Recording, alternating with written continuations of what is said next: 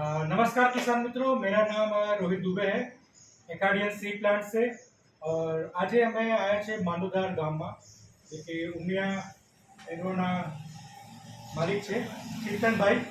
તો હવે કપાસના વાવેતર થઈ ગયા છે, જેના કપાસ 10 દિવસના 15 દિવસના થઈ ગયા હોય એ આપણા એકાડિયન સી પ્લાન્ટનું સ્ટીમ્પલેક્સ ડ્રીપમાં આપી શકો છો।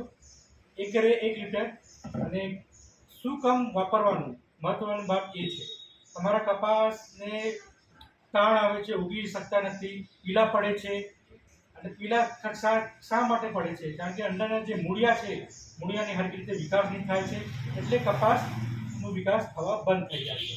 તમે આ સ્ટીમ્પલેક્સ ડ્રીપમાં આપશો એકરે 1 લીટર, એ નવા મૂળિયા બનાવવાનું તૈયાર કરશે। જે પીલાપન થયા છે, પીલાપન પણ તમારા દૂર કરશે અને સારા વિકાસ આપશે। તો ચિંતનભાઈ, તમે શું બોલવા માંગો છો સ્ટીમ્પલેક્સ વિશે? સ્ટીમ્પલેક્સ બહુ સારી વસ્તુ છે, એકાડિયન સી પ્લાન્ટની વસ્તુ છે આ।